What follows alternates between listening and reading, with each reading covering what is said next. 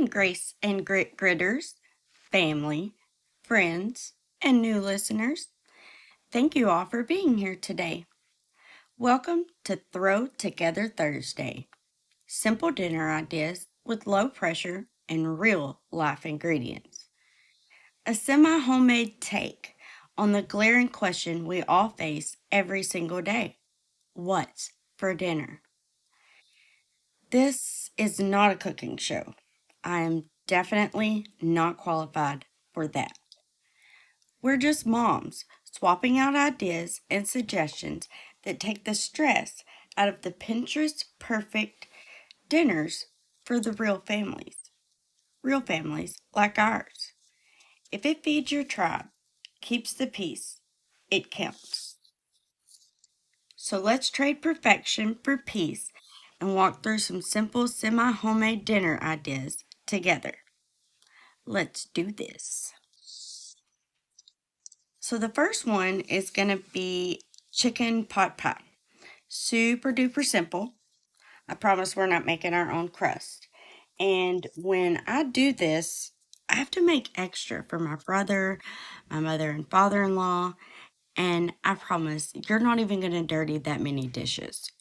It's literally a mixing bowl, a spatula, and a spoon. Okay, so what we're going to need, like I said, mixing bowl, spatula, and a spoon.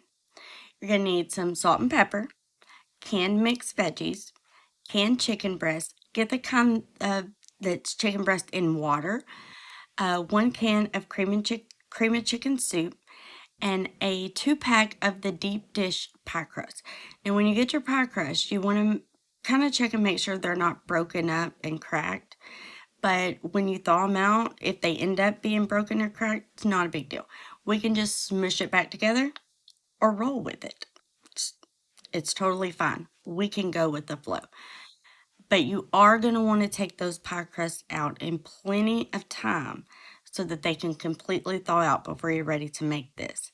And I've learned from experience, when you take them out to thaw them out, separate them bad boys. Because if you don't, that little paper in between there, it doesn't always keep them from sticking together.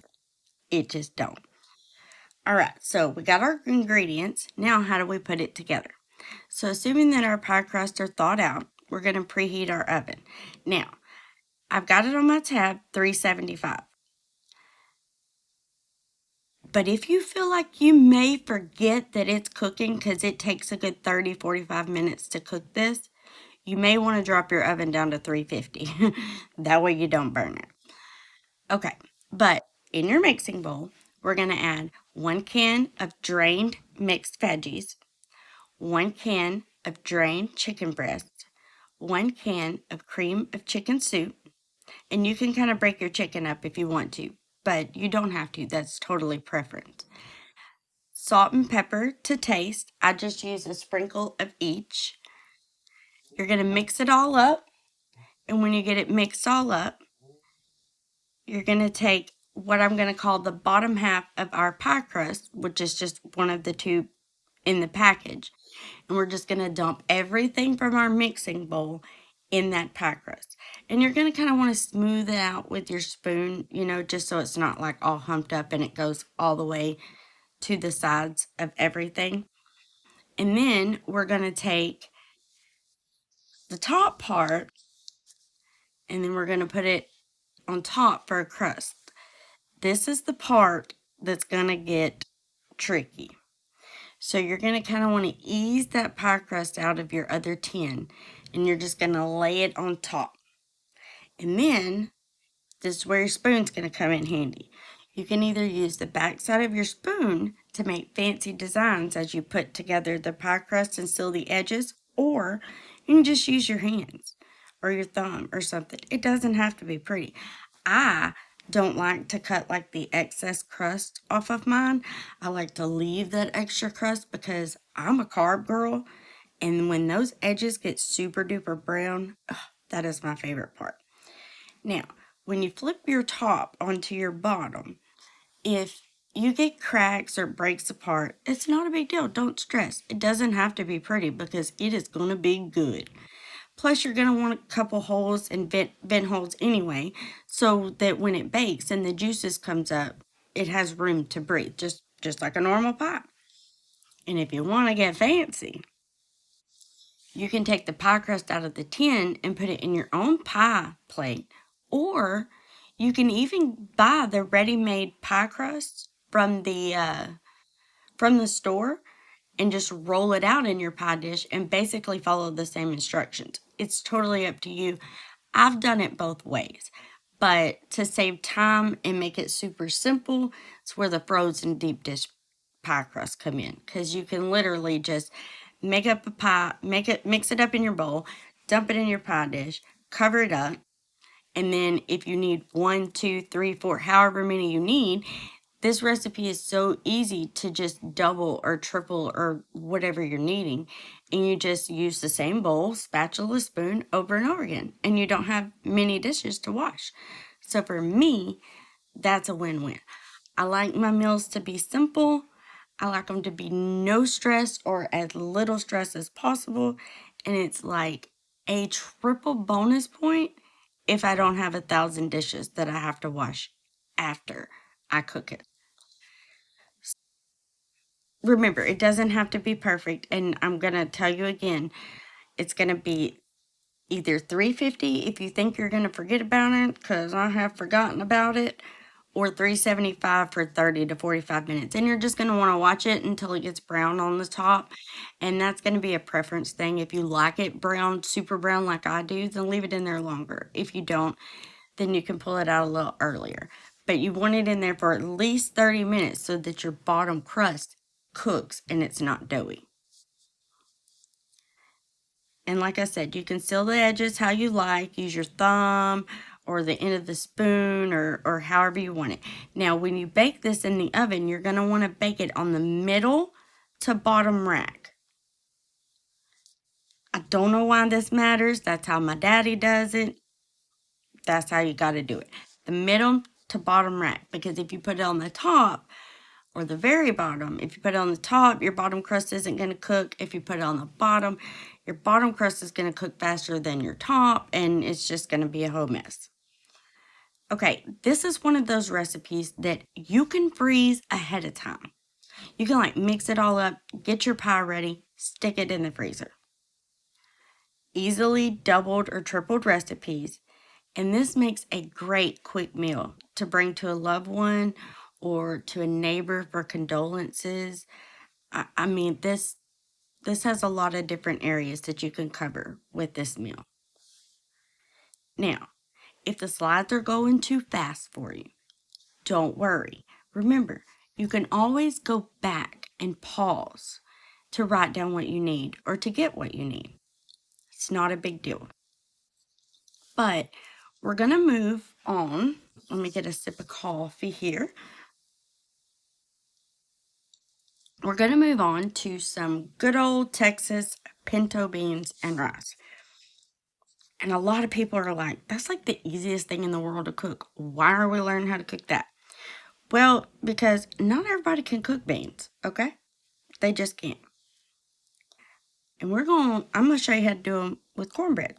And again, super simple, semi-homemade. That is my motto. We ain't getting some cornmeal and making it like grandma used to, okay? Like, we going simple. Okay, so this is a crock pot friendly meal. I love those. So what we're going to need is we're going to need 1 to 2 pounds of dry pinto beans, depending on how many people you're feeding. Usually 1 is enough. For my family of 5, I usually do 1.5 to 2 pounds of pinto beans, but we eat it for lunch the next day. Like all of us. It's like a double meal. But you're going to need 1 to 2 pounds of dry pinto beans, bacon, a medium onion, minced garlic, salt and pepper, and then you got some optional add-ins. A lot of people like to add browned ground beef to their beans. I don't like that. I don't do that personally, but it's always an option. Or 1 pound of smoked sausage. Now, I do add smoked sausage to my beans. Not every time I cook them, but most of the time. And then, of course, you'll need your extras like rice and then your cornbread mix. And most of the time, cornbread mix, it usually, it usually calls for like one egg and like a half a cup of milk. So just make sure you have all these things on hand. Now, also, you can use like ham hocks and things like that in place of the bacon. But again, I'm not trying to show you how to make it like grandma did. I'm trying to show you quick and easy, cheap ways to get it done. So keep that in mind. Okay, so what we're going to do first, and this is going to sound crazy, but we're going to sort our beans. So we're going to dump our beans out on the counter and we're going to go through them and we're going to remove any of the rocks. And yes, sometimes there are rocks in the bag. And then, like my mom always says, we're going to pick out all the ugly ones. And those are the ones that are broken in half, they're missing the skin, just the ugly ones. You're just going to grab those out. And there's not going to be much, guys. There's just going to be a little bit. Okay? After you have done that, you're going to put your chosen beans in a strainer and you're going to give them a rinse.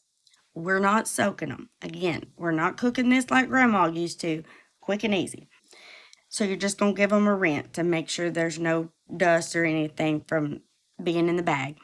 And then you're going to dump them in the crock pot. Now, once you get your beans in your crock pot, we're going to add the rest of our stuff. So a half a pound to a pound of bacon cut in about 1-inch pieces or just cut up. It kind of depends on who you prefer. My family likes big pieces of bacon. They like to see the bacon in the beans. And my family, I use a half a pound to a pound of bacon each time I make beans. As much or as little as you like. Some people like less, some people like more. You're going to have 1 medium onion. Now, you can chop it and throw it in there so it's mixed in with all your stuff. Or if you are like my tribe and they don't like the onion mixed in all together, I put a whole onion in there. It gives it the flavor. It gets all the goodness out of the onion, but I can just pick that thing up and toss it in the trash when my beans are done and nobody knows that an onion was in there. And then this is where a lot of people go back and forth. I use 1 to 2 tablespoons of minced garlic. If you want to do fresh garlic, that is your business. Honey, you do you. I get the pre-minced garlic in a little jar. I get garlic. But you can also leave that out if you don't like garlic. A lot of people don't. And then again, we're going to salt and pepper. I don't really know how much. I measure with my heart, but I just kind of do a good little sprinkling across the top with each salt and pepper. So probably teaspoon to 2 teaspoons each. Now, once you've got all that in your crock pot, now this is where if you're going to add smoked sausage, we're going to go ahead and add our sausage. You can cut it in medallions, throw it straight in the crock pot with all your other goodies. Now, if you're wanting to add ground beef, then that's going to change it up a little bit. Because if you're going to add your ground beef, then I wouldn't put your onions in the crock pot with the rest of your goodies. I would cook those onions with your ground beef and then put that in the crock pot. But again, totally up to you. But after you've got all your goodies in there, we're going to add water until it covers it. And we're going to cook it in that crock pot on medium high. Now, here's another note. If you're adding sausage or ground beef, I wouldn't do 2 pounds of beans. I would only do 1 pound of beans because all that extra, there's not going to be room in your crock pot. I mean, I got a pretty big crock pot, but it will rise up and take your lid off. I've been there, done that before. So just keep that in mind when you're adding all your goodies. Now your beans are going to cook all day, at least 8 hours. I'll put mine on the night before and let them cook all night and all day. But once your beans are ready, Then the only thing you have to do to finish up supper is cook your rice as normal. So, however many cups of rice you need for your family, that's what we're cooking. And you can use instant rice too. We're not opposed to that. That's even better. And then we're going to cook our cornbread. Now, to do your cornbread, you're just going to follow the directions on the package. And like I said, most of them are going to require 1 egg and a half a cup of milk. And again, I don't always measure my milk. I'll put my egg in there and then I add a little bit of milk, stir a little bit until I get it the consistency I want. And I want it kind of thick. I don't want it really, really runny. Unless you're going for thin cornbread, like my husband likes, paper thin, crispy cornbread, then you might want that stuff just a little bit thinner. That way you can make a little bit go a long way as you twist and turn that pan to make it get the thinnest layer possible. Yes, don't be showing these guys you can do all this because then they're going to expect you to. That's a joke, kind of. All right, so if we got our beans down, let's move on and we're going to go to tacos. Now, tacos is very simple. 20-30 minutes, you can have a meal on the table. Especially if you're like us people over here. I only got 2 kids that eat them all the way. The rest of us is meat and cheese only. So if 2 of my kiddos aren't here, it is even simpler to do tacos.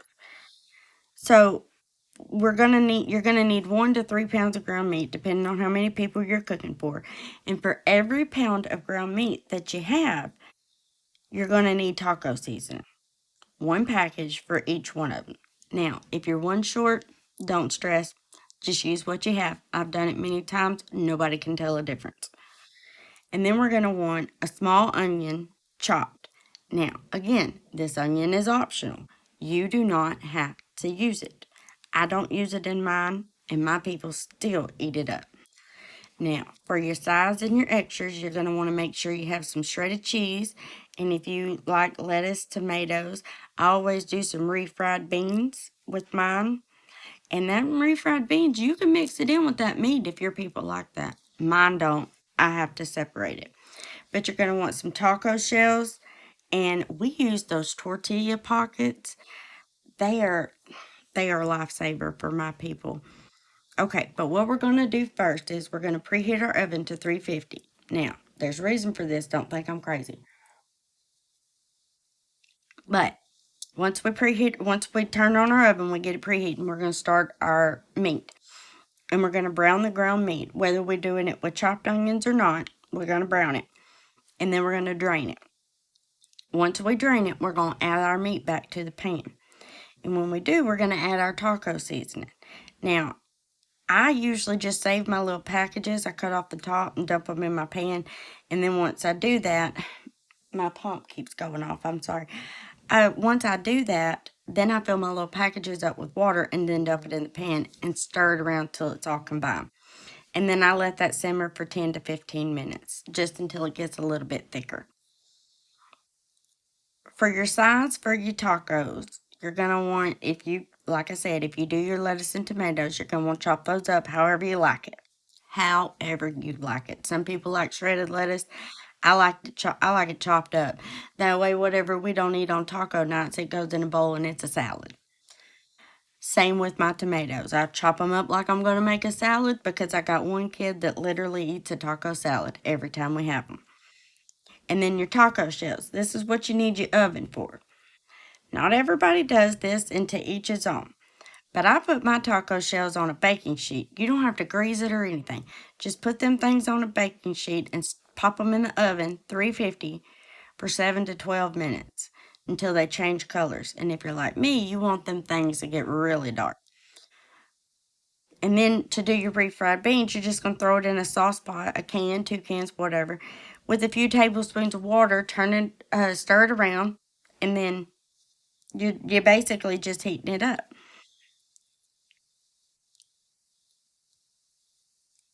All right, and then once all that's done, you take your taco shells out of the oven and your pockets. If you're using pockets, you don't have to do anything with them, just take them out. And then you're just going to assemble it however way you want it and enjoy. Now, my teenager, My daughter, she eats hers as like a taco salad with Doritos on the bottom. My teenage son, he loves the tortilla pockets, and we have to do beef cheese, beef cheese. You got to make it the perfect layer. My youngest son is the one who likes the taco salad, and he does his over crushed taco shells. He's got his own way of doing things, and we let him be him. All right, we're going to move from tacos, and then we're going to go to quesadillas. But these quesadillas are with a twist. So what we're going to need for quesadillas is some flour tortillas, some butter, and shredded mozzarella cheese. But if you want to take it a step further and do cheeseburger quesadillas, then we're going to need flour, tortillas, butter, and then instead of shredded mozzarella cheese, we're going to use shredded cheddar cheese, browned ground meat, and when we do our brown ground meat, we're going to season it with steak season. And again, you can brown it with onions if you want to. I don't, because it packs it full and it makes it hard to flip.